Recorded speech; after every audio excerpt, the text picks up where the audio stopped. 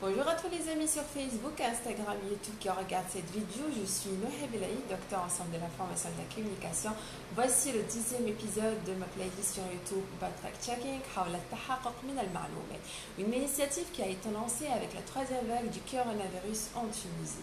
Alors la question qui se pose aujourd'hui, le passeport anti-Covid-19 serait-il un jour une obligation? Alors vous comptez voyager bientôt mais vous ne savez pas ce que vous devrez faire réellement. Comme vous le savez, il est quasi impossible de voyager sans avoir déjà fait le test PCR 48 heures ou 62 heures avant votre voyage. Et ça devait être bien évidemment un PCR négatif. Et bien sûr, tout dépend des obligations de chaque pays. Or, on entend beaucoup parler ces derniers temps du fameux passeport, le passeport anti-Covid-19, qui devrait être bientôt ou prochainement une obligation aux voyageurs, c'est-à-dire ceux qui veulent se déplacer vers un autre pays et dépasser les frontières de leur pays. De quoi il s'agit réellement quand on parle d'un passeport anti-Covid-19? Alors, il s'agit d'un passeport donc vaccinal qui permettrait aux personnes vaccinées contre le coronavirus ou la Covid-19 de voyager à l'étranger et d'accéder à certains lieux publics. Donc, tout citoyen ayant reçu un vaccin aura un pass sous forme d'un QR code disponible sur tout téléphone portable, bien évidemment un smartphone, et également imprimable.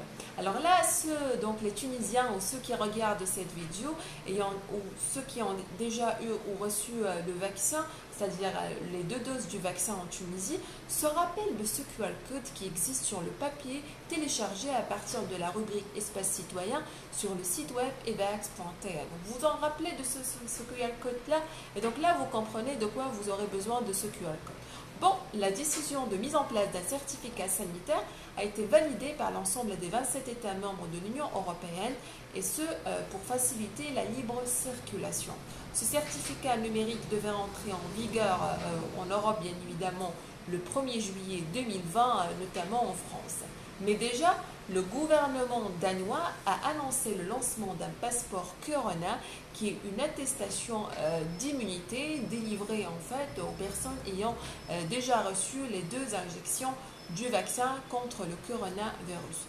C'est également le cas donc, dans d'autres pays, à savoir donc, la Grèce, premier pays qui a soutenu cette idée-là, et d'autres pays européens, et dans le monde arabe, donc ça commence déjà avec le Maroc.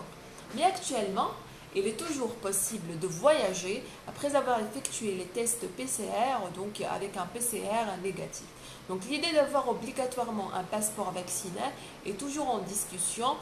Peut-être faut-il s'attendre à ce que toute la planète, c'est-à-dire toute la population sur Terre, ait le vaccin pour instaurer ce projet donc, de passeport anti-Covid-19. C'était donc le 10e épisode de ma playlist sur YouTube About Fact Checking. J'espère que j'ai réussi à vous donner quand même une réponse claire. Il reste à vous dire à la prochaine vidéo, à la prochaine semaine. Et n'oubliez surtout pas de vous abonner à mon compte Facebook ou à ma chaîne YouTube si vous voulez donc recevoir les notifications pour les prochaines vidéos. Et n'oubliez pas aussi de revenir en arrière donc dans la playlist sur YouTube pour revoir donc les réponses à d'autres questions, et vous trouverez plus de détails dans mon article publié sur Espace Manager. Merci et à la prochaine.